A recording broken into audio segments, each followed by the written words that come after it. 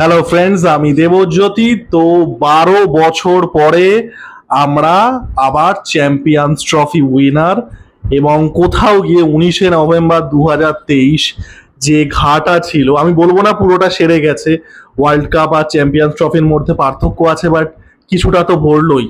2024-এর টি-20 championship 17 বছর বাদে ছিল, 2007-এর পরে, এবং 2013-র পরে 2025-এর চ্যাম্পিয়ন্স ট্রফি ঘাটা কিন্তু কিছুটা হলেও পড়াতে পেরেছে। Extremely happy. এবং এই ভিডিওটা আমি পুরো অ্যাজ আ ফ্যান রিয়াকশানের মতো করেই বানাচ্ছি। আমি এখানে অ্যানালিসিস দেবো না, আমি ডিটেলসে একটা চ্যাম্পিয়ন্স ট্রফির স্কোয়াড বাই স্কোয়াড ব্রেকডাউন করবো, সেটা সামনের কয়েকদিনের মধ্যে।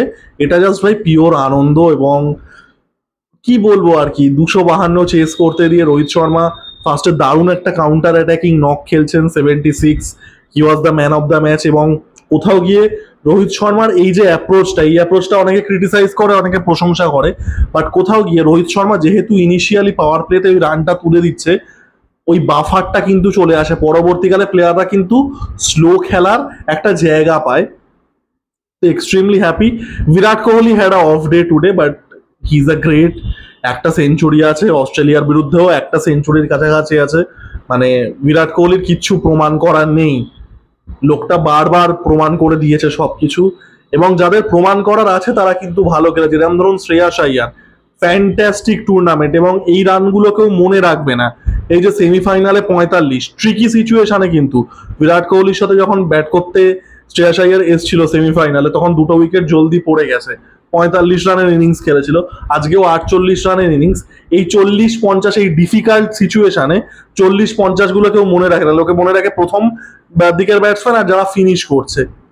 তো হিয়ার এ গ্রেট টুর্নামেন্ট। তার সাথে বাপুর যে পার্টনারশিপটা হচ্ছে সেটা অনেকটাই নিয়ে যাচ্ছে। এবং তারপরে কে এল রাহুল, ভাই এটা কে এল রাহুলের রিডেমশন ট্যুর। এটা আমি 25-23-এর বিশ্বকাপের ফাইনালের পরে কে এল রাহুলকে যে ট্রোলিংটা ফেস করতে হয়েছে বা এখনো হয়, এটা আমি সেমিফাইনাল নিয়ে যে ভিডিওটা করেছিলাম, আমার ক্রিকেটের চ্যানেলটা আছে, ওটা সাবস্ক্রাইব করে দেবেন। তো ওই ক্রিকেটের চ্যানেলে আমি বলেছিলাম যে কে এল রাহুলের কোথাও গিয়ে কিন্তু রিডেমশনটা হলো। এবং আজকে গিয়ে যেটা অস্ট্রেলিয়ার বিরুদ্ধে ম্যাচে যদি রিডেমশনের প্রথম অর্ধেকটা হয়ে থাকে, আজকে কিন্তু রিডেমশনটা কমপ্লিট হয়ে গেল।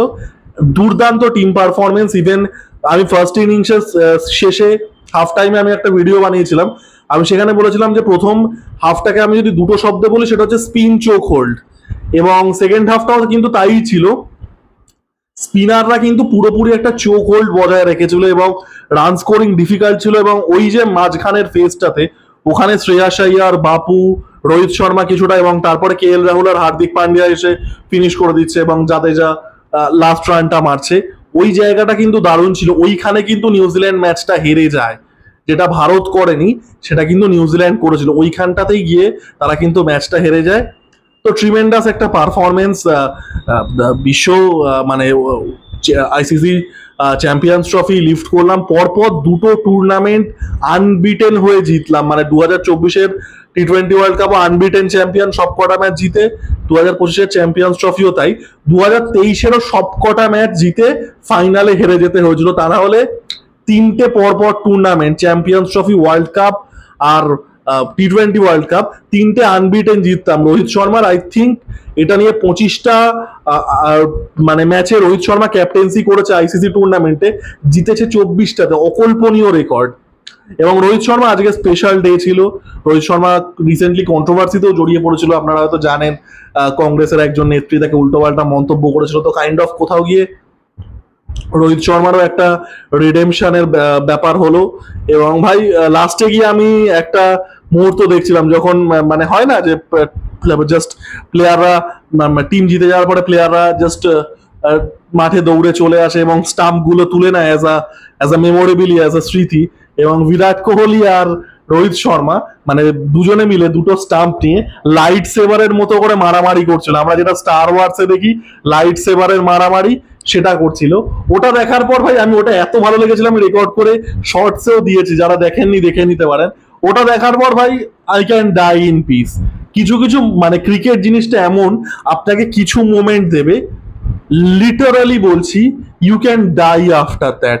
2021 সালে গাবা টেস্ট ম্যাচ জেতা হোক, সচিনের লাস্ট টেস্ট ম্যাচের পরে ওই পিচে চুমু খাওয়া হোক, পিচকে চুমু খাওয়া বলবো না, পিচকে প্রণাম করা হোক, এই আজকে এই লাইট সেভার মারামারি চ্যাম্পিয়ন্স ট্রফি জেতার পরে you can die in piece.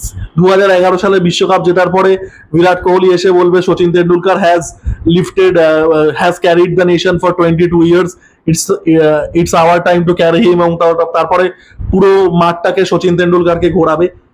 As a cricket fan you can die in peace after that. যদি মৃত্যু আসে রিগ্রেট থাকবে না। তো খুব সুন্দর মোমেন্ট। এবং রোহিত শর্মা ওয়াজ the man of the match. Rachin Rabindra man of the tournament হয়েছে, যেটা খুবই ভালো ডিসিশন। 2টো সেঞ্চুরি আছে এবং ছেলেটার এত কম বয়সে এবং মাত্র 2টো আইসিসি টুর্নামেন্ট খেলে, একটা 23-এর বিশ্বকাপ আর একটা 25-এর চ্যাম্পিয়ন্স ট্রফি, 5টা সেঞ্চুরি, ফ্যান্টাস্টিক প্লেয়ার। এবং নিউজিল্যান্ড অ্যাজ আ টিম ভালো খেলেছে। ব্রেসওয়েল ব্যাটে এবং বলে দুটোতেই ভালো করেছে। Santner bowled really well. Glenn Phillips একটা দুর্দান্ত ক্যাচ, মানে যেটা আমরা দেখেছি গ্লেন ফিলিপসের থেকে। আমি আবারও বলবো, লোকে পুরনো প্লেয়ারদের নাম টেনে আনবে, Jonty Rhodes, Viv Richards, Clive Lloyd, Colin Bland, অনেকের নাম টেনে আনবে। আমি ভাই 2004 সাল থেকে খেলা দেখছি, 21 বছর খেলা আমিও দেখেছি। আমি গ্লেন ফিলিপসের থেকে বেটার ফিল্ডার দেখিনি। গ্লেন ফিলিপস যে ক্যাচগুলো নেয়, আমি বেটার ফিল্ডার গ্লেন ফিলিপসের থেকে দেখিনি। না ডেভিলিয়ার্স, না পন্টিং, না জাদেজা। অসম্ভব ভালো একটা ফিল্ডিং ইউনিট হিসেবেই খুব ভালো। আর গ্লেন ফিলিপস তো নেক্সট লেভেলের। দে লস্ট গ্রেসফুলি, যেটা আমরা নিউজিল্যান্ডের ক্ষেত্রে দেখে থাকি।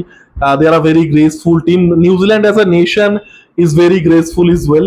আমি কিছু নিউজিল্যান্ড মানুষের সাথে কথা বলেছি, আমি দুটো দেশের মানুষের সাথে কথা বলে I felt this two people are মানে এক্সট্রিমলি গ্রেসফুল। একটা কানাডা আর একটা নিউজিল্যান্ড। আমি দেখবেন না, আমি অ্যান ক্যারোলাইন বিনেটের যখন ইন্টারভিউ করেছিলাম, আমি বলেওছিলাম যে I had a great time speaking to a Canadian. Same with New Zealander is well. তো they are a very graceful bunch of people. হেরে যাচ্ছে বাট কোনো ব্যাপার না, দে প্লেড ওয়েল।